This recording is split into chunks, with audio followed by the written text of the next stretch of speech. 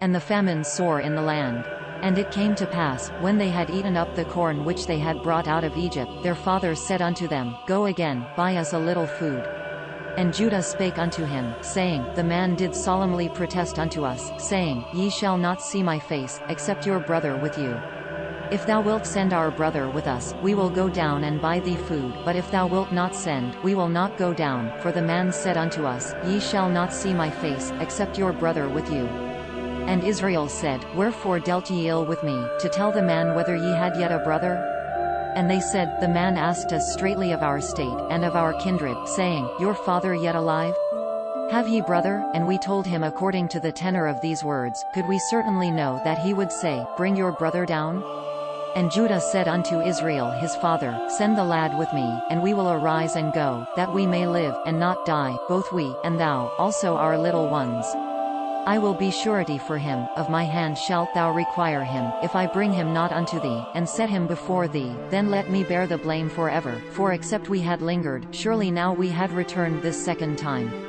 And their father Israel said unto them, If so now, do this, take of the best fruits in the land in your vessels, and carry down the man a present, a little balm, and a little honey, spices, and myrrh, nuts, and almonds, and take double money in your hand, and the money that was brought again in the mouth of your sacks, carry again in your hand, peradventure it an oversight, take also your brother, and arise, go again unto the man, and God Almighty give you mercy before the man, that he may send away your other brother, and Benjamin.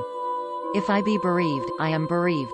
And the men took that present, and they took double money in their hand, and Benjamin, and rose up, and went down to Egypt, and stood before Joseph. And when Joseph saw Benjamin with them, he said to the ruler of his house, Bring men home, and slay, and make ready, for men shall dine with me at noon. And the man did as Joseph bade, and the man brought the men into Joseph and X27's house. And the men were afraid, because they were brought into Joseph and X27's house, and they said, Because of the money that was returned in our sacks at the first time are we brought in, that he may seek occasion against us, and fall upon us, and take us for bondmen, and our asses. And they came near to the steward of Joseph and X27's house, and they communed with him at the door of the house, and said, O sir, we came indeed down at the first time to buy food, and it came to pass, when we came to the inn, that we opened our sacks, and, behold, man and X27's money in the mouth of his sack, our money in full weight, and we have brought it again in our hand. And other money have we brought down in our hands to buy food, we cannot tell who put our money in our sacks.